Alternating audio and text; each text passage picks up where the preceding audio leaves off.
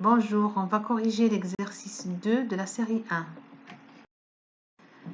Donc, l'énoncé de l'exercice 2, on a un mélange de N1 mol d'hélium, N2 mol de diazote qui occupe à T est égal à 300 K, une enceinte de volume V est égal à 1 mètre cube.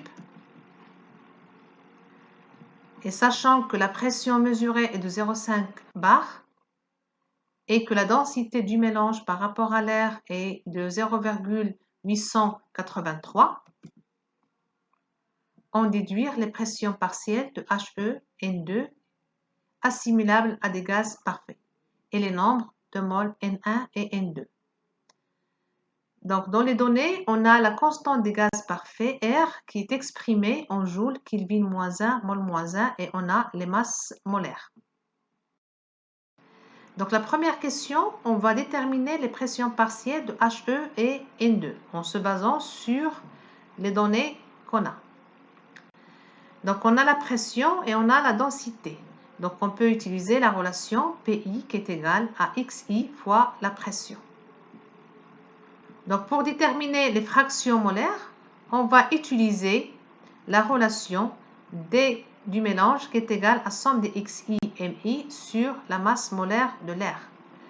Cette relation va être démontrée dans le complément de l'exercice 2. Soit X1 la fraction molaire de HE et X2 la fraction molaire de N2. Donc on a D est égal à la somme des XI MI sur la masse molaire de l'air. On a deux gaz, le gaz 1 et le gaz 2. Donc on aura D est égal à X1 fois M1 plus X2 fois M2 sur la masse molaire de l'air. Donc on peut écrire X1 M1 plus X2 M2 est égal à D du mélange fois la masse molaire de l'air. Et on a somme des XI est égal à 1. Donc, on peut écrire X1 plus X2 est égal à 1.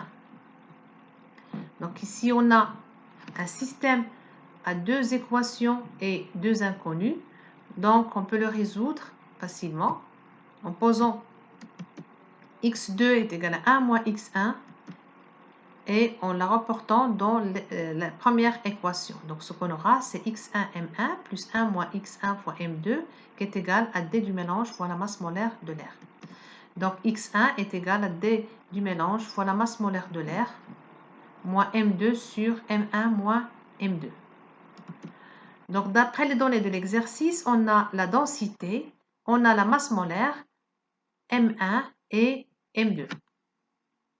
Donc, l'application numérique va nous donner la valeur de X1 qui est égale à 0,1 et X2 est égal à 0,9. Donc, on a la pression est égale à 0,5 bar d'après l'énoncé de l'exercice. Et on a P1 est égal à X1 fois P. Donc, l'application numérique va nous donner une valeur de 0,05 bar. De même, pour P2 est égal à X2 fois P. Donc, X2, c'est 0,9 et P, c'est 0,5. Donc, P2 est égal à 0,45 bar. Donc, la deuxième question, on va déterminer le nombre de moles de HE et N2. Donc, soit N1, le nombre de moles d'hélium, et N2, le nombre de moles de diazote.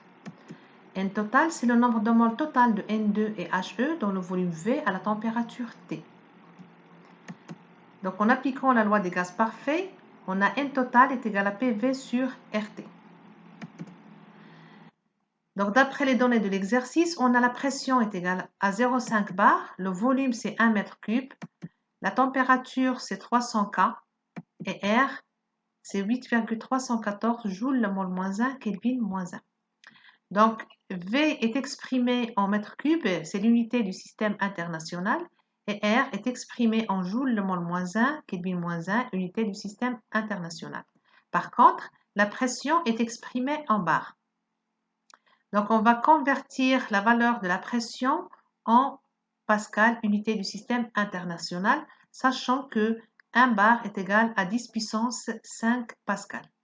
Donc, on aura P est égal à 0,5 10 puissance 5 pascal.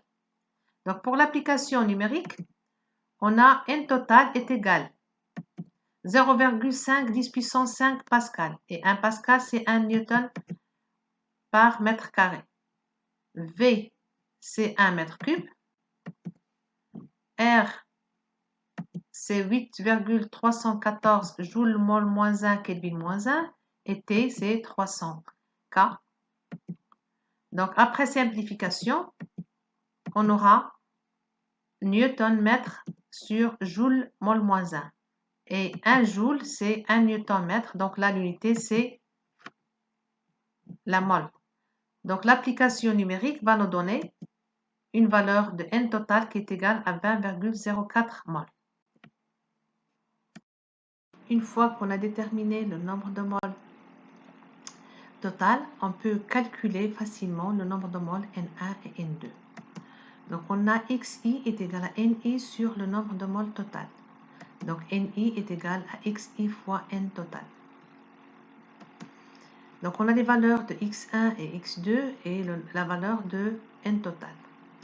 Donc N1 est égal à X1 fois N total. Donc l'application numérique va nous donner une valeur de N1 qui est égale à 2,004 mol. Donc, N2 est égal à X2 fois N total. Donc N2 est égal à 18,036 mol. Donc pour vérifier le calcul, on peut calculer la somme N1 plus N2 et on trouve normalement une valeur de 20,04. Merci pour votre attention.